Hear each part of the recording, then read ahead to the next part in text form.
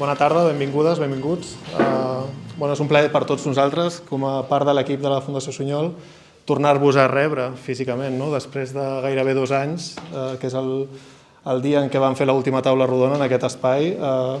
Alguns de vosaltres, algunes estàveu i ens acompanyàveu. A més, la Rosa ens va acompanyar en aquesta taula que vam fer en homenatge una mica d'aquest espai, de la Galeria 2, que el senyor Sunyol va posar en marxa l'any 80 i que va donar lloc i espai a molts artistes d'aquestes noves generacions a treballar-hi de manera puntual o estable en diferents mesures, però creiem que aquella taula va ser un petit homenatge, en record al senyor Sunyol també, i 2 anys després, amb tot el que ha passat entremig, confinaments i restriccions, tornem a ser aquí i això ens fa realment feliços. I avui, encara més, comptant amb la presència del Pol i del Valentín, que ens acompanyaran en una activitat que hem plantejat com un diàleg i que està dins del marc del programa públic de l'exposició 20 rostres i 3 multituds, que és l'exposició que tenim actualment en curs i que estarà fins al 8 d'abril.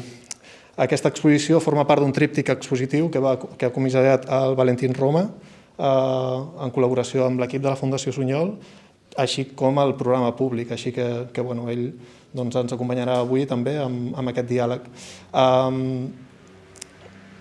Diria, així com a breu presentació, m'ho he apuntat, perdoneu, la meva memòria té límits, però ja els coneixeu també. El Pol es va graduar en Estudis Literaris a la UB i és màster en Construcció i Representació d'Identitats Culturals i també del PEI del MACBA. Ha estat professor associat de Literatura i Crítica de la Cultura a la UB i ha realitzat actualment o en els últims temps una investigació sobre teoria i literatura contemporània al King's College de Londres i és autor dels llibres que segurament coneixeu, Tanta gana i La part del foc i la celebrada novel·la Napalm al cor, que va estar al Premi Anagrama de novel·la del 2021. El Valentín, a part d'escriptor, és doctor en Història de l'Art, comissari d'exposicions i el director de la Virreina, Centre de la Imatge, i ha comissariat exposicions a diferents centres i museus. I entre les obres literàries destacaríem la Rostros, del 2011, i altres com El retrato del futbolista adolescente del 19 o el més recent, El capitalista simbólico, del 2021.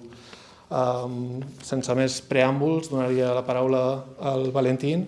Teniu en compte que estem plantejant un diàleg d'aproximadament 1 hora i que després obrirem un torn de preguntes i intervencions. Si esteu a gust i voleu participar, endavant.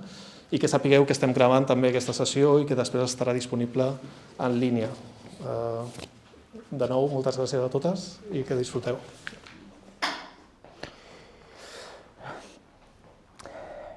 Buenas tardes a todo el mundo por venir. Empiezo yo. Bueno, la idea que hemos pensado así con Paul, decíamos más o menos a partir de los trabajos, a partir de los trabajos de cada uno como escritores, como poeta, Paul, hablar un poco de ese tema que hay, que es el tema un poco que articula la exposición, el rostro. O sea, yo quería casi empezar en general, no solo una pregunta a Paul, pero también, o a todos, o a mí mismo también, de esto, ¿Por qué el rostro que es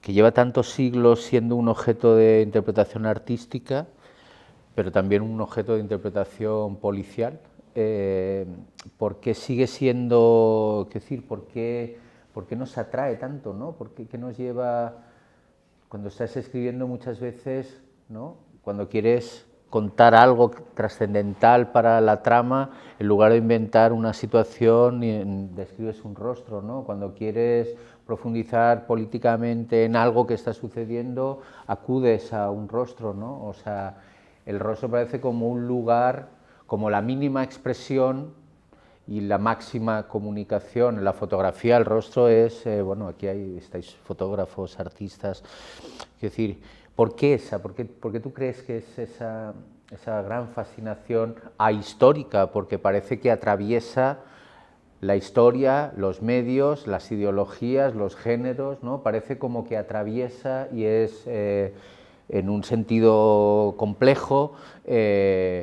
una iconografía absolutamente democrática, ¿no? y transcultural, ¿no? Por decirlo así. ¿Por qué? ¿A ti? ¿Tú qué piensas? O en tu caso, ¿cómo tú lo Bé, per començar, gràcies per venir i per la invitació. Fa tanta il·lusió com vertigen conversar amb tu, Valentí, però farem el que podrem.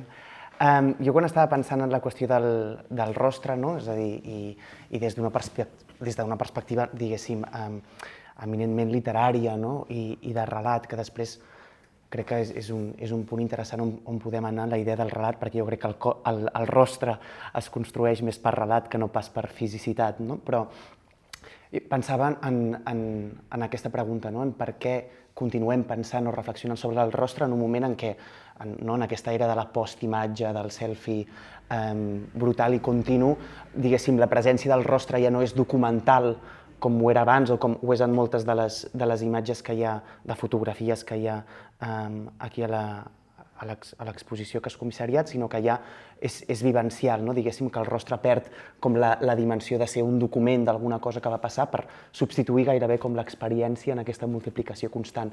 I també em preguntava fins a quin punt hi ha com un desgastament, no? De veure tant de rostre i fins i tot crec que de veure de veure el nostre mateix rostre, no? Vull dir, jo crec que també quan acudeix, és a dir, quan estàs contínuament veient, això crec que és la Lua Coder que parla de ella diu que la imatge, diu alguna cosa com, més o menys, com que el secret contamina la imatge, no? I jo crec que alguna cosa semblant passa amb el rostre, no? Que el secret contamina el rostre. I què passa quan es veu repetidament o de manera multiplicada fins a la sacietat, què és el que es perd? Llavors jo em preguntava, què s'està perdent? O sigui, hi ha alguna cosa que no s'està perdent perquè seguim insistint, no? És a dir, hi ha alguna cosa que no s'ha esgotat perquè seguim insistint en la idea del rostre en un moment en què aquí hi ha una exposició sobre el rostre, fotocolectània també, el CCCB està amb la màscara, no? És a dir, com seguim donant-li molta importància. I pensant en tot això només era el preludi, vaig pensar en un poema de l'Andreu Vidal que es diu Ulls i que us llegiré perquè vinc en qualitat com de poeta, crec que és interessant començar amb un poema que es titula Ulls i diu així: com una mà que ve d'acollir les darreres dàlies d'algun somni, la nit s'apergamina. Surt un ocell de l'òxid argentós d'una foto datada a Barcelona a l'estiu de l'any 30. Eren 2 patis als ulls de la mare. Una cala on s'aturen els mariners a veure el seu collar de perles. Així és la pols del temps. No existeix res tan fràgil si no és la violeta extensió del silenci. Dissecada m'arriba la llum d'aquell estiu. Lentament cobra forma dins el meu cor d'ortigues. I el que pensava amb això, i ja et passo la paraula, Valentí, és a dir, jo crec que el rostre, i es veu molt en aquest poema, no? Crec que s'activa, o potser estic anant, és a dir, com fent massa literatura, però vull dir, crec que en el rostre s'activa la figura retòrica de la sinècdoca, no? Que és allò de la part pel tot, d'alguna forma, no? Quan diem vaig a veure una copa, i no dius vaig a veure una copa de vi, no? I et veus la copa, per exemple, no? Doncs crec que amb el rostre passa alguna cosa d'això que té a veure amb aquest secret de la Lua Coderch o té alguna cosa a veure amb el punctum aquell del Barthes, quan parla de la imatge, aquella cosa que aconsegueix apel·lar a un sentiment subjectiu i que per tant no hi ha consens en l'afectació d'una fotografia, tampoc en l'afectació d'un rostre. Llavors jo crec que el rostre conté molt més del que ensenya. I això es dona per diverses coses que construeixen la idea del rostre. Per començar, la qüestió del relat, és a dir, crec que el rostre amaga un relat o conté un relat, el pot amagar o el pot contenir. Després també la qüestió de la continuïtat, que d'un rostre s'espera continuïtat i s'espera coherència. Continuïtat en quin sentit? El rostre ha d'evolucionar amb el temps, és a dir, un rostre no pot ser el mateix al principi d'una vida que al final d'una vida, ha d'haver-hi un progrés, ha d'haver-hi una continuïtat, però també ha d'haver-hi una coherència amb tot el relat que envolta un rostre. Per exemple, parlava fa poc amb un col·lega trans que m'explicava que en el seu DNI no havia fet ni el canvi de... és a dir, ni el canvi de nom ni el canvi de sexe al DNI. Què passa? Que la foto del rostre sí que evolucionava en el DNI, que s'anava caducant i s'anava renovant, però no canviava el nom i no canviava, com et diu, sexe, home-dona. Clar, curiós, que, és a dir, del rostre s'espera una coherència i una continuïtat. I jo crec que quan relat, coherència i continuïtat concorden, és quan aleshores s'atorga dignitat. El rostre dignifica, el rostre explica una història, el rostre transmet un missatge i el rostre fonamenta, d'alguna forma. Però quan aquí hi ha canvis, quan aquí hi ha problemàtiques, és quan el rostre s'esquinça i s'obren fractures que són les que encara seguim pensant. I penso en aquest exemple, però penso també en les dones que demanen fer-se la foto del DNI amb hijab, per exemple, o el Neil Harbisson, l'artista, que va ser el primer cyborg de la història, per dir-ho d'alguna manera, perquè va aconseguir que en la foto del seu passaport aparegués la tecnologia que té instal·lada al cap per veure colors. Aleshores, jo crec que aquí hi ha tot un seguit de misteris, de ficcions i de relats inacabats que fan que el rostre, d'alguna forma, encara tingui cierta presencia o cierta importancia.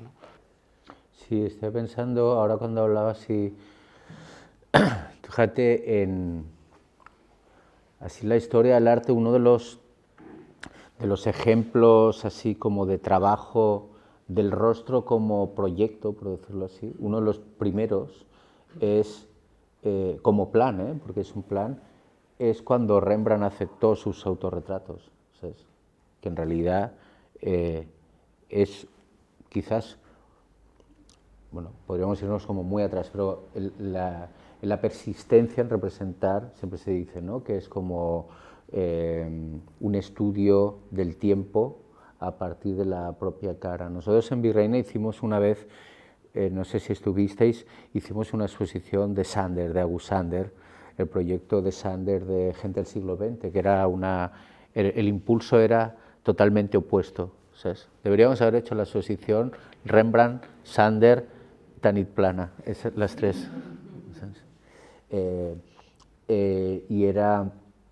Y Sander lo que pretendía era crear una especie de atlas,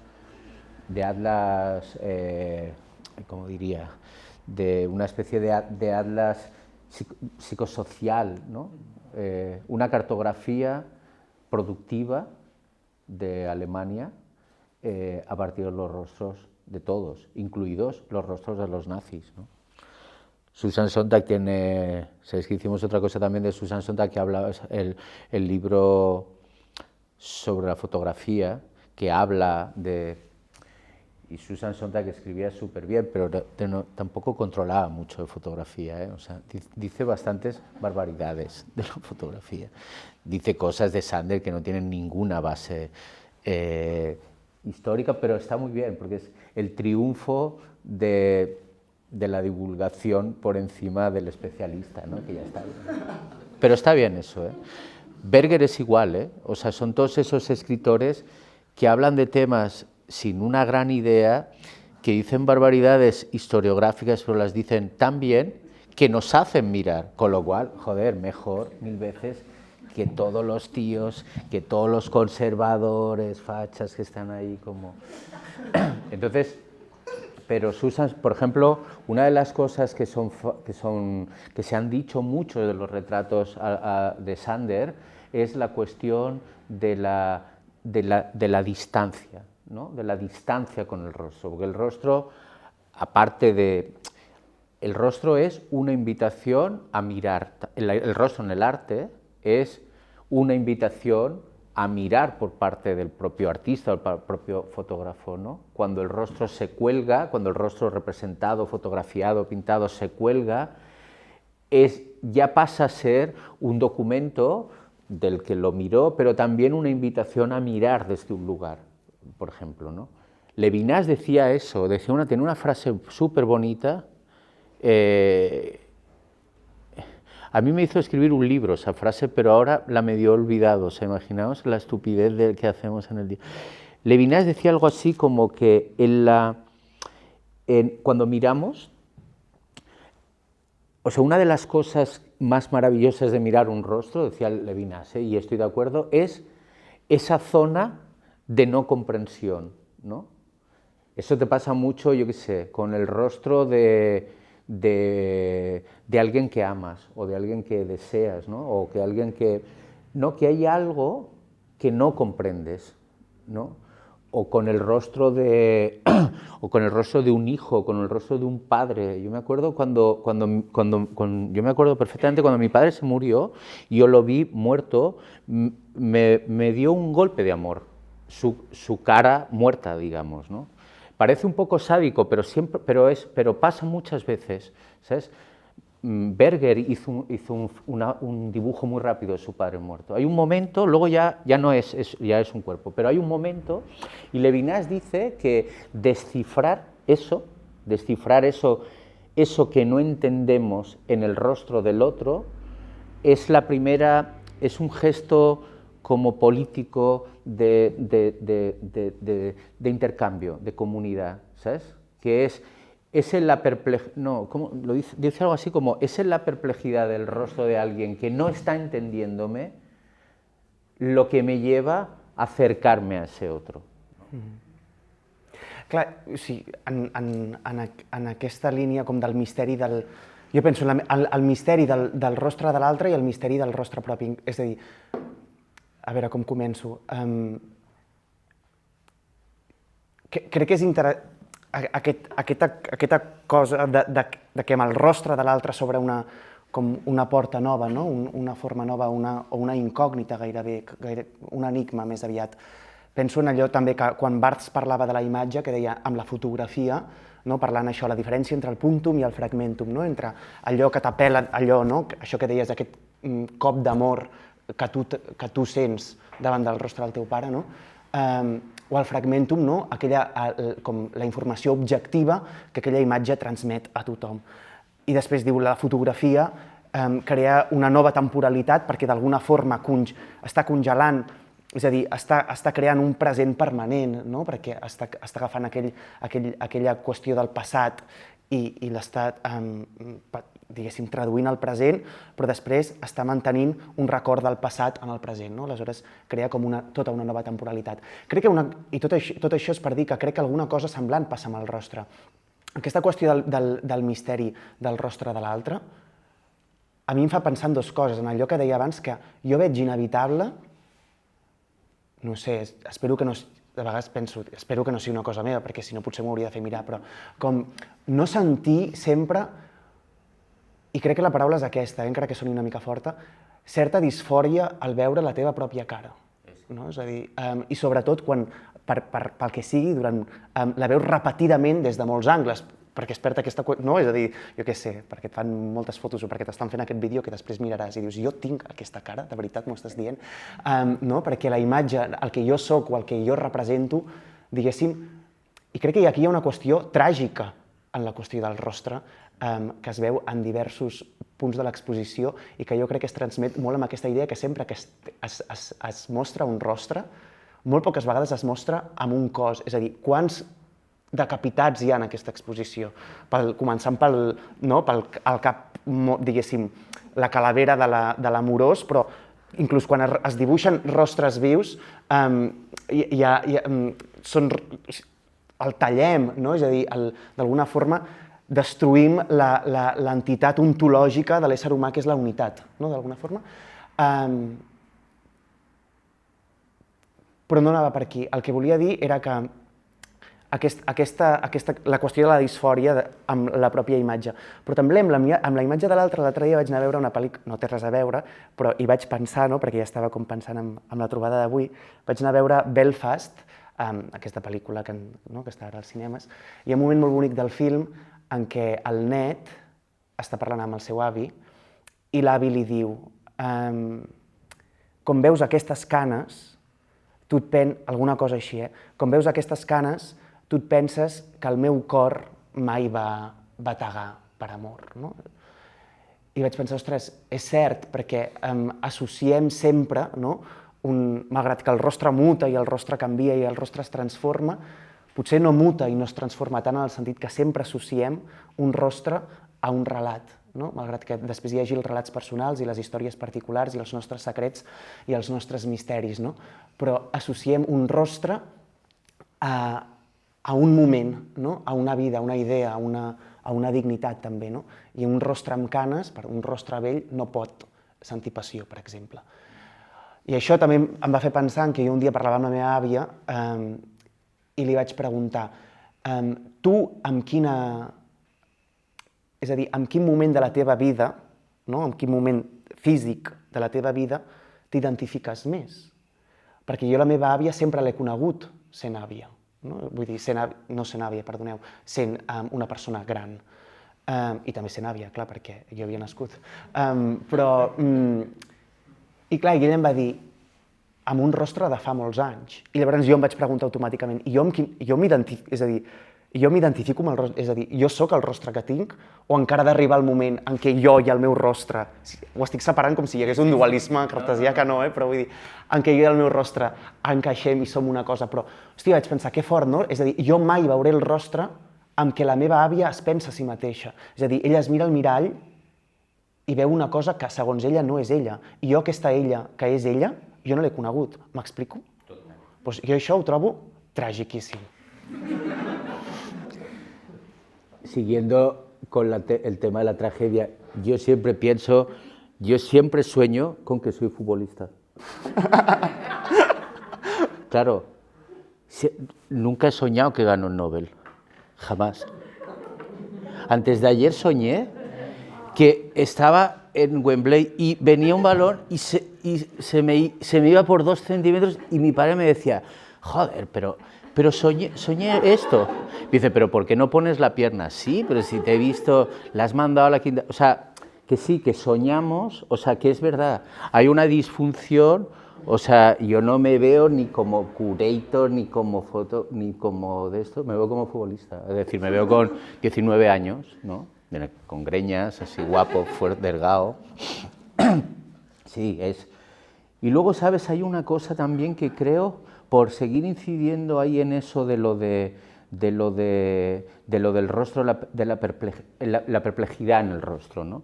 El rostro que no posa, ¿no? Sino que el rostro que está como respondiendo a algo, ¿sabes? Hay un libro muy bonito de Nancy, bueno, más que su libro es como una metáfora muy bonita de Jean-Luc Nancy, el filósofo que murió hace relativamente poco, que él se pone a plantearse cómo pudo ser el origen de la historia, ¿no? Y dice una cosa como muy chula, una metáfora muy bonita, que dice que es como que hay una persona que estaba trabajando, no sé qué, como el resto de gente, y se sube a un promontorio y toma la palabra, empieza a hablar, ¿no? Y empieza a contar como una peripecia, ¿no? Que no era la suya propia, sino que la de todo el mundo que estaba allí, ¿no? Y entonces la gente empieza a dejar lo que está haciendo, a acercarse a escuchar, ¿no? Y él dice que ahí empieza el principio de la asamblea, el principio del relato y el principio de la historia, ¿no? Las 3 cosas a la vez. Se reúne por primera vez un grupo de gente, se inicia un relato colectivo y empieza la historia, es decir, lo que va a ser recordado. Esa es una imagen súper potente. Yo lo que me planteaba es, bueno, ¿y cuál era la cara de la gente que estaba mirando? ¿No? O sea, para mí uno de los momentos donde uno entiende, yo creo que esto estamos más o menos todos de acuerdo, donde uno entiende perfectamente lo que es o la socialización, es en el rostro de los demás. Da igual, en el rostro de tu madre, en el rostro de tu amigo, en el rostro de tu novia, de tu novio, o sea, ese rostro que a veces o no entiendo o desaprueba, ¿sabes? O sea, no puedo concebir el viaje de la socialización, digamos, el viaje del estar con los demás, sin esos rostros que te miran desaprobando algo. Incluso ahí estaríamos configurando, ¿no? Una parte importante de nuestra propia identidad. Por ejemplo, en el rechazo a lo que el rostro del otro te está diciendo de ti. O sea, hasta ese punto el rostro es... el rostro desaprobador, por decirlo así, el rostro que desautoriza con un gesto de ojos, con un no, con un no prestarle atención. Hasta ese punto es importante la configuración de una especie de yo, ¿no? En la gente que constituimos nuestra identidad a partir de o negar o profundizar en eso, ¿no? Yo recuerdo, por ejemplo, cuando, no sé, me acuerdo perfectamente cuando yo fui a mi casa y dije que iba a dejar de ser futbolista, que quería ser escritor, la cara de mi padre, ¿vale? Y, lo que tuve que afrontar en ese momento no era decisiones trascendentales, era la cara de un tío, que estaba muy cabreado, por supuesto, ¿no? ¿Sabes? O sea, hasta ese punto, lo que recuerdo a la cara, no recuerdo estar en medio de un paisaje de grandes decisiones, recuerdo estar en la mierda de comedor de mi casa con mi padre mirándome así como diciendo, te enseño la nómina de lo que cobras, tío, no me vengas con gilipolleces y ponte a jugar, ¿sabes? Pero era una cara, eso, ¿no? A mí me interesa mucho en el rostro, no tanto el rostro que posa, sino el rostro que emite, ¿no? Que te emite un mensaje negativo que tú tienes que hacer algo con él. Ignorarlo puede ser una opción, reencauzarlo puede ser otra. No sé, creo que en ese sentido, ¿no crees el rostro? Sí, i de fet, la qüestió de la mirada és fonamental. És a dir, no tant perquè, i és on has insistit tu, no tant perquè el rostre tingui els ulls que miren, sinó perquè el rostre es configura a través de la mirada dels altres. Aleshores, la teva potència no és tenir ulls, sinó és ser mirat i a la vegada ets tu qui està mirant els altres. I això en relació a l'exposició hi ha l'obra del Pons, que són aquests ulls bestials, animalitzats, gairebé demonitzats, d'aquesta mena de mosca immensa. És a dir, que també la mirada es relaciona sempre a la qüestió de la violència, de la violència, de la designació, del poder, de la limitació, etc. Sí, ¿os acordáis aunque la novela quizás no es la mejor, pero la idea... pero aquel inicio, ¿no? Marguerite Duras del amante o de tantas de esto, ¿no? Cuando dice, se me acercó un joven, me dijo, dicen que usted era presentando una película, dicen que usted era muy bella y joven, pero me gusta más ahora el rostro que tiene usted ahora mismo, su rostro destruido, ¿no? Y la novela empieza así, ¿no? Empieza a partir de... Prácticamente la novela es una explicación de dónde nace esa destrucción, ¿no? De dónde nace ese devastamiento que al final, y en muchos momentos, habla Marguerite Duras, que es muy bello eso, que dice, era imposible, ella tenía como, ¿sabéis?, tenía como un amante chino, era imposible ocultarle a mi madre el rostro del placer. ¿Sabes? Sí, per això també jo trobo que és molt interessant que l'exposició es plantegi com 20 rostres i 3 multituds. La idea de multitud, i això també m'ha fet pensar en l'altre dia, estava a la ràdio l'altre dia i xerrant, i el Miquel Missé, que ell és activista trans, va explicar, i va ser especialment bonic i també revelador, va explicar tots els noms que ell havia escollit un cop va transitar fins a arribar al nom de Miquel. I ell deia, no és que Miquel... Jo no vaig escollir Miquel, el van escollir els altres. I un dia em vaig presentar al món i em vaig dir, a mi dieu-me tal, i el món no va acceptar aquest nom, i el món no són els altres dolents, el món era els meus amics i la meva família, que alguna cosa no encaixava, també per d'alguna forma de construir aquesta idea que la identitat, que també és, jo crec que d'alguna forma això batega molt en l'exposició, com aquesta lògica de la ipseïtat o de la identitat no es construeix individualment, és a dir, no hi ha tanta abolició, hi ha més diàleg amb l'alteritat, amb els altres. I ell explicava tots els noms, perquè havia trobat unes cartes d'invitació, aniversaris o no sé què, fins a arribar al nom de Miquel, i ell es va dir Miquel, i ell es diu Miquel perquè els altres li diuen Miquel, no perquè ell s'ho faci dir. I això em fa pensar també molt quan pensem la qüestió del rostre o la qüestió de la construcció de la identitat, en aquest cas a través de la literatura, de la poesia, de la ficció, hi ha un text molt bonic de Paul de Man, que ell era un crític literari belga que va morir als anys 60, em sembla, o 80, que ell parla, i això ja t'ho vaig comentar, aquesta idea ell diu defacement, que es podria traduir com a desrostrejament o una cosa així. I ell està parlant de totes aquestes literatures del jo o autoficcions o autobiografies, i ell el que exposa és que l'autobiografia, ara jo crec que és una cosa que ja estava tan assumida, això, però en el seu moment, quan ell ho escrivia, tenia un punt com de revolucionari gairebé, dir l'autobiografia no representa, l'autobiografia, deia ell, construeix i fixa. I diu, per què? Perquè sempre estem treballant a través de la mediació del llenguatge, i a través de la mediació del llenguatge no podem fer altra cosa que fixar una identitat, construir-la a través de l'autobiografia. I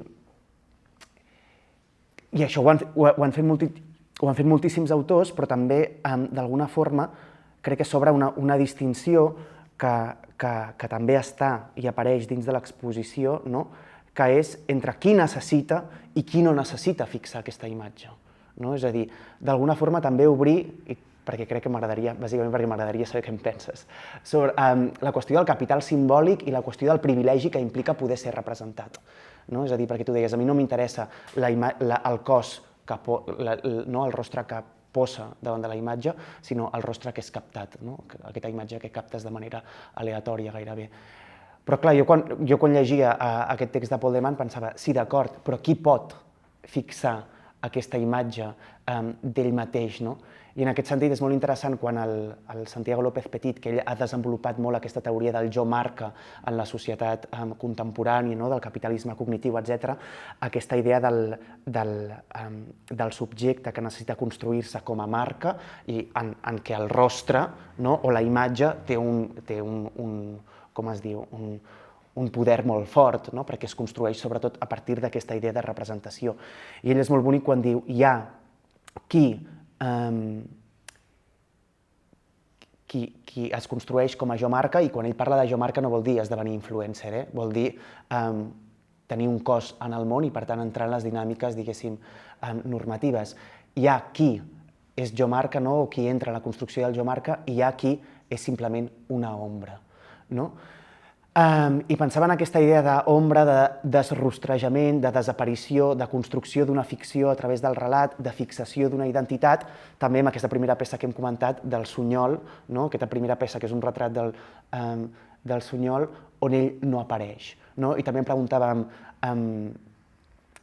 totes aquestes fixacions d'imatge, qui les pot fer i qui les necessita, i qui no les pot fer i qui no les necessita. I també jo vaig evocant com estímuls que he tingut, però darrerament, clar, s'acaba de publicar el darrer llibre de l'Amélie Nothomb, que la portada és ella, és a dir, la seva cara, i així s'ha publicat a tots els països. I ella ha construït tot un projecte autobiogràfic, perquè totes les seves novel·les estan passades per l'autoficció d'una manera molt desrostrejada, perquè mai hi ha una identificació directa amb ella com a subjecte no autoral, per dir-ho d'alguna forma, però en canvi la seva autoria, és a dir, la seva marca, la seva identitat, sempre està supermarcada i superpresent.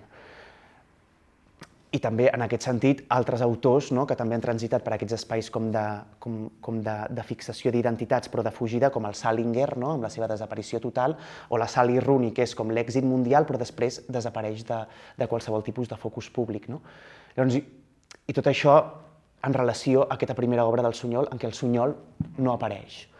Però després en diàleg i en contrast amb altres obres que apareixen en l'exposició, com la Factory del Warhol, que no és sinó una fixació, de dir aquest és el meu relat, aquesta és la imatge que vull donar al món, o del Mapplethorpe retratant. Vull dir, llavors, no sé, m'agradaria saber una mica què en penses. Sí, ahí hay como, es que claro, el rostro es O sea, hay como dos regímenes contradictorios, totalmente de acuerdo con lo que dices. Uno, la sobreexposición, otro, la subexposición, ¿sabes?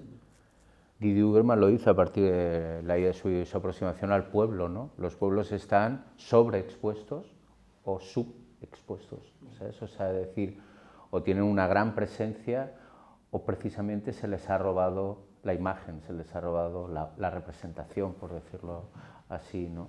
Sí, ahí en la exposición yo creo que la pieza de Muntadas a la que te refieres, la de Suñol sin Suñol, ¿no? Era interesante que estuviese como, bueno, es un retrato, como muy bien dices, es la elipsis por elipsis, ¿no? O sea que no está el representado y sin embargo el retrato es muy fiel a partir del testimonio y de la modificación de la vida de los demás. Y está muy bien también la referencia que haces a Warhol, a la Factory, ¿no? Yo recuerdo hace tiempo que leí un libro de Iñaki Ábalos que llamaba, no me acuerdo cómo se llamaba, Las casas de no sé qué, y explicaba que en realidad la Factory es uno de los primeros, es uno de los espacios donde se celebra la no intimidad. Él hablaba desde un punto de vista arquitectónico, ¿no? El hecho de que no hubiese, era un espacio dispuesto al voyerismo, donde no era posible tener, todo pasaba a la vez, importante, al mismo tiempo, simultaneidad de tiempo, simultaneidad de espacios, ¿no? O sea, no había ningún régimen posible de privacidad, es decir, todo se hacía por sobreexposición, pero esa es una condición, creo, del rostro. Es una condición, efectivamente, como tú decías, Paul, es una condición política, ¿no? En muchos. A veces es esto, a veces es un derecho que se busca, se persigue, pero a veces es una condena, es una penalización, ¿no? Hay cosas que no tienen, hay cosas huérfanas de representación, hay rostros huérfanos de representación, ¿no? Hoy estamos, quiero decir, y ese es un gran tema no solo para el rostro, ¿no? Sino para la representación en general, que antes también lo hablabas tú del el selfie, ¿no? O sea que, es decir, hoy parece que el gran problema de las imágenes es su proliferación, ¿no? Su proliferación y su distribución y su multiplicación ad infinitum, ¿no? Pero yo no creo exactamente, no estoy muy de acuerdo con eso. Me parece que a veces las palabras, ciertas formas de contar las imágenes son mucho más perjudiciales en ese sentido que la propia reproducción de la imagen. Y no diría exactamente, o sea, diría, por ejemplo, no sé, o sea, hay ciertos relatos nostálgicos sobre la imagen que a veces son más, que llevan las imágenes, llevan los rostros, las caras, llevan las vidas como a nichos de opinión decimonónica, ¿no? Por ejemplo, yo qué sé, bueno, igual no creo que mire esta grabación, ¿no? Pero sí, yo qué sé, cuando... ¿no? No, por ejemplo, estoy pensando, cuando Muñoz Molina se pone a hablar de Capa, ¿vale? Es tan sumamente hortera y tan sumamente cutre, ¿me entiendes?, que le hace más daño a Capa que todos los selfies del dedo gordo del pie que se puede hacer un adolescente antes de ir a la universidad. O sea, me parece mucho más heavy ese tipo de relato nostálgico, por ejemplo, ¿no? O la apología en Sander, ¿no? Yo qué sé, me acuerdo cuando hicimos la exposición en Madrid, que Elena Vozmediano, así como muy, con una cosa muy de justicia histórica, nos decía, bueno, como que por qué no hemos hablado de cómo Sander trataba, hacía sus tipologías humanas, y si no había en el proyecto de Sander una especie de zoológico, de cartografía zoológica respecto a eso, ¿no? al plan del archivo que él planteaba, ¿no? Pero evidentemente era un archivo con un montón de condiciones como de la época. Pero sí, quiero decir, las imágenes en general generan unas posiciones muy, ¿cómo diría? Lo peor que le puede pasar a la imagen es un exceso de lirismo, yo encuentro, ¿sabes? O sea, hay una lírica de la imagen, ¿sabes? Una lírica así como moralista, ¿sabes? Que es algo, hostia, que solo genera la imagen y que no acabamos de poder detener del todo, ¿sabes? O sea, yo creo que hay, o al menos desde que yo era más joven ahora, los últimos 15 o 20 años he visto como un exceso de moralidad a la hora de hablar de la cuestión de la imagen, ¿sabes? O sea, y muchas veces todo eso pasa en el rostro. Otra cosa son debates, digamos, pues eso, ¿no? El debate, Sontag tiene mucha buena responsabilidad en haber puesto encima de la mesa el debate moral sobre los límites de las imágenes y el debate moral sobre los límites de las imágenes con rostros, ¿no? Que es cuando le mete el gran ante el dolor de los demás, cuando le mete de big cebollazo a Sebastián Salgado. Pero Sebastián Salgado tampoco se calla, ¿eh? Cuidado.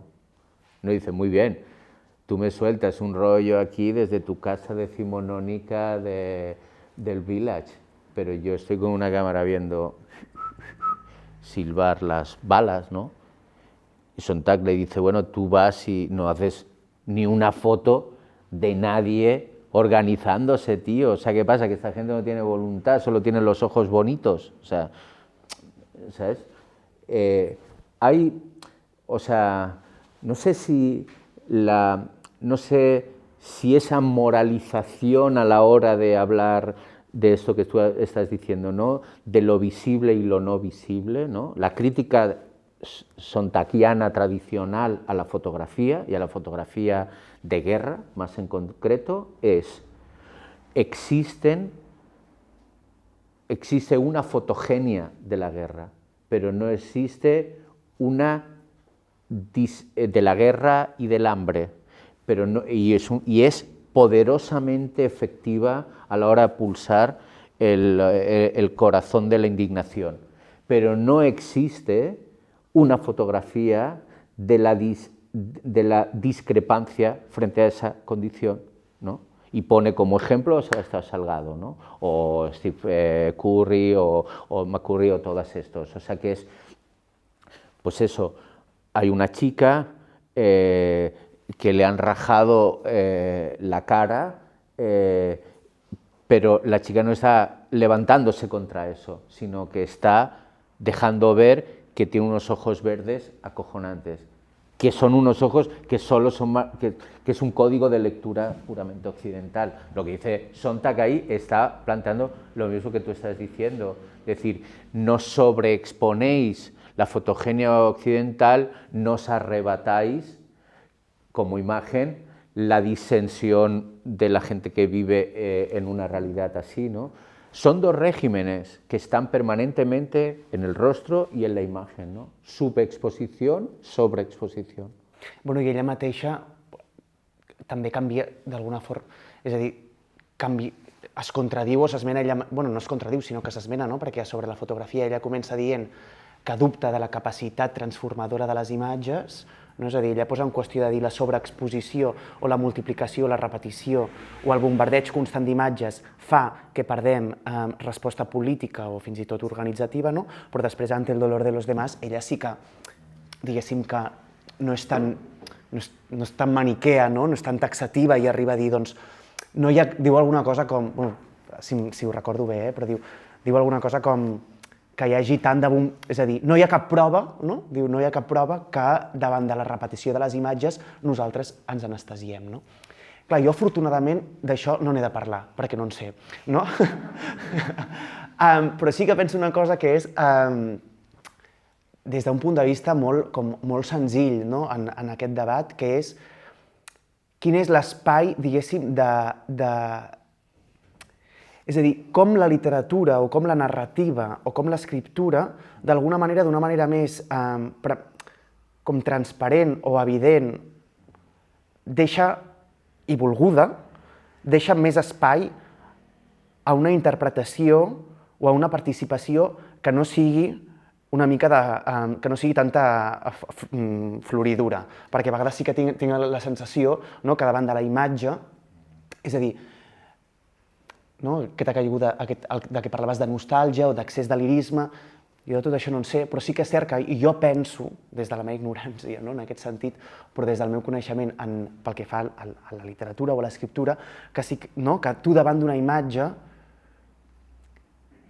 jo crec que hi ha quan dic imatge no vull dir només fotografia, vull dir allò que captes amb els ulls, jo crec que hi ha una potència més totalitària que no hi ha en l'escriptura. Per exemple, l'altre dia estava també, amb tot això al cap, estava llegint El cor és un caçador solitari, de la Carson McCullers. Hi ha un moment en què apareix la Mick, Mick és un nom, que és un personatge que és una nena petita, que ella la descriu com molt masculina, molt ambigua, que gairebé sembla un nen, i jo la imatge que tenia d'amic era la Pipi calzas largas, que va amb faldilla i té trenes, i dius, no encaixa gens en la descripció, allò que deies abans al principi de tot, que a vegades l'escriptor es posa a descriure un rostre o un paisatge. Igualment em passa, i després de cop em passa també amb les novel·les de l'Octavia Butler, que està descrivint un personatge i de cop te n'adones que aquell personatge, merda, és negre. Jo me l'estava imaginant blanc, per què? O fins i tot en paisatges o en descripcions de casa. El 90% de les cases que apareixen en les novel·les me les poden descriure com vulguin, que jo m'imagino cases on he estat o cases on he viscut. Aleshores crec que sí que d'una manera com més transparent, més volguda o més deliberada o sense com tantes problemàtiques o sense tantes pretensions fins i tot, crec que l'espai de l'escriptura i de la literatura permet més el diàleg amb una experiència pròpia o amb una experiència pròpia o col·lectiva, perquè no dic pròpia, vull dir individual, sense necessitat de crear grans relats o grans lirismes o grans nostàlgies, sinó que allò pot passar i allò s'activa. I aquí també hi ha gran part de la potència de la literatura, crec jo, que no sé jo si la podem traduir o podem fer l'equivalència en la imatge o en allò visual, vull dir, perquè no sé si podem llegir aquests dos textos de la mateixa manera. No sé si m'he explicat. Com aquest espai d'obertura, aquest espai de secret que dèiem abans, però també de misteri, però també com de fascinació. No sé si en la literatura s'obre d'una manera més humil, gairebé, ¿no? Seguro. Bueno, tú sabes que hay como un término que sirve para describir cuando tú estás escribiendo sobre se llama la ekphrasis. Ekphrasis es escribir sobre una obra de arte sin mostrar la obra de arte. Eso es complicado. Yo cuando escribo ensayo, siempre nunca tengo en la cabeza que el cuadro del que esté hablando lo tenga que reproducir, sino al revés, se me abre la responsabilidad, el trabajo, la tarea de narrar todo eso, sabiendo narrar, yo qué sé, un cuadro de Pontormo, que tuve que escribir un texto ayer que salía uno, sin poner nada de Pontormo, ¿sabes? Entonces eso sin que esté ahí, ¿no? Tienes que tomar un montón de decisiones de índole totalmente narrativa. Estoy muy de acuerdo, cuando escribimos, sí, hay algo como, creo que es porque la escritura está muy emparentada con el habla, ¿sabes? O sea, porque al escribir está emparentado con el habla y con el habla creo que hay a veces que palabras, silencios, algún gesto, tal, tienen una grandísima capacidad visual, ¿sabes? Una gran capacidad visual. Y es verdad que cuando escribimos no tenemos como tantas teorías. Puedes escribir, el otro día estaba pensando que en ninguna de las 3 novelas que yo he escrito aparece descrito un rostro. Hay un montón de personajes, lo que sea, pero como yo también estaba como tú, después de que nos llamamos por teléfono, estuvimos charlando, pensé, joder, voy a mirar a ver cómo describo un rostro en una ficción, ¿no? Y me puse a buscar y no... Joder, qué bruto, o sea, que no me lo tengáis en cuenta, leeros en los libros, que ahí pasan un montón de cosas, pero que me di cuenta que había escrito 3 novelas donde había un montón de gente y no había, Paul, no hay ni una sola descripción a un rostro. Però és que jo crec que reafirma lo que tú has sort que no ho has dicho fet, perquè és com a inútil. Sí. En realidad eres todo el rato tú, ¿no? Tú dices eso ya. No, però perquè, de fet, jo ara estava pensant allò, fent un repàs molt ràpid de la meva novel·la, i crec que n'hi ha un només, i penso, que inútil, perquè no serveix de res, és a dir, és que a mi m'és igual com tu em descriguis el rostre, perquè és que no et faré ni cas, no? Vull dir, o allà hi abocaré tot un seguit de coses que no venen determinades per la descripció del rostre que m'estàs escrivint, sinó per tot allò que m'has descrit abans i per tot allò on ha apuntat el que m'estaves escrivint fins aleshores, no? Que eren sensacions, eren atmosferes, eren estímuls, eren indicis, no? I aquell rostre es construeix a partir d'això, no? Si el punt on em trobo és aquest, potser m'imagino el rostre del meu pare, però potser de sobte m'imagino el rostre del meu enemic o del meu amant, segons com, malgrat independent, ja et dic, l'amica aquesta pobra és la mar d'ambigua i la mar de queer i de tot, i jo m'estava imaginant la Pipí Calzas Largas, no? En aquesta novel·la que, pobra, ni pinxa ni corta, en absolut, no? Però bé, sí. Yo no sé si nos queréis... Sí, no, potser podríem obrir. ¿Nos queréis preguntar algo? No. Clar, és que no sé gaire com es pot preguntar a partir de... Bueno, o algún comentario así. Que estaba pensando ahora si rostros... Joder, dejarme explicar una historia del rostro así de que Milicua, José Milicua, el ilustre profesor especialista barroco, era un salvaje, y él era profesor mío en el doctorado, y hacía un ejercicio que era un ejercicio, yo ahora ya no doy clase, pero cuando daba clase se lo copié, y decía, ponte delante de un cuadro y descríbelo sin ninguna opinión. 0. ¿No? Y a mí me puso una vez el príncipe Baltasar Carlos a caballo de Velázquez y dice, señor Roma, hable, ¿sabes? Joder, y yo digo, bueno, hay un niño ahí en un caballo con un palo, y el tío dice, horrible usted, su gran futuro como camarero. Y entonces me explica, bueno, no era un caballo, el caballo no estaba, estaba en posición de corbeta, el palo era la vara de mando, con lo cual era un momento antes de una guerra, o sea, era un cuadro que decía que se iba a atacar. Y él, fíjate, era así de salvaje, y descubrió...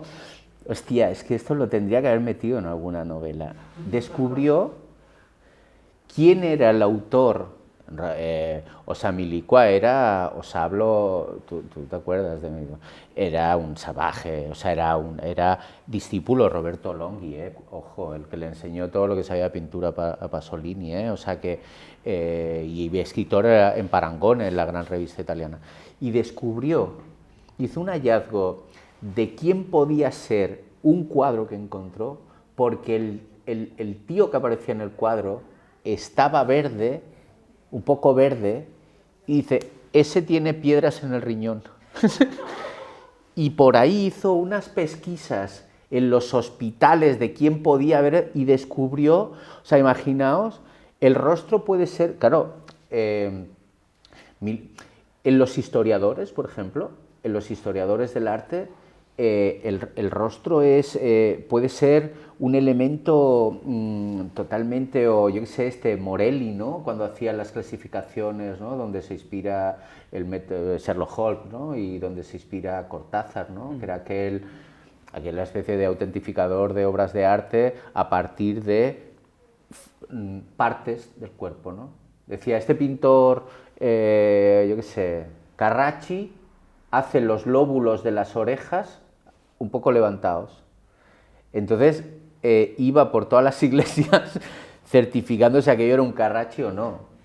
¿No? Decía, no, uy, los lóbulos están un poco levantados, eso es Carracci, eso es bueno. Claro, luego al final. Quiero decir, hay algo policíaco también en esa mirada al arte, ¿no? Algo clasificatorio, no hemos dicho, pero es evidente, ¿no? Toda la ciencia criminológica, ¿no? O sea, Lambrusco, tal, todo eso,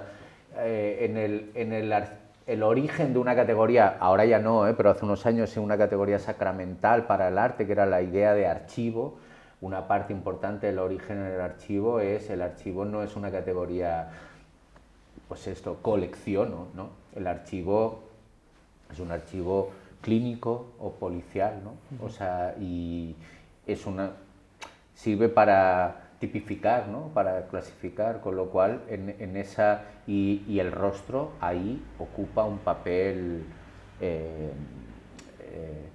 antes de llegar al museo, el rostro, o simultáneamente a que estaba en el museo, el rostro estaba en la comisaría, ¿sabes?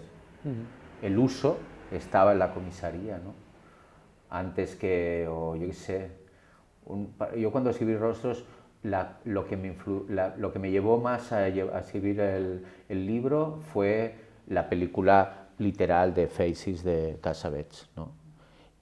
Y que yo creo que Cassavetes hizo ahí como algo que era muy sencillo, que era acercarse, ¿sabes? Hay un momento en la peli que se están hablando y la cámara está de esto, que ves toda la ráfaga de saliva, ¿sabes? O sea, es como de una violencia, ¿no? Cassavetes, por ejemplo, el cine de Cassavetes, aparte de Faces, todo es, ¿no? El cámara al hombro es como la cara, ¿no? La cara tiene un protagonismo ahí bestial, ¿no? Es la textura de ese cine, ¿no? No necesita decorado, lo puedes hacer en cualquier sitio, porque es la cara, el estudio, el atrezzo, el tal, es la cara.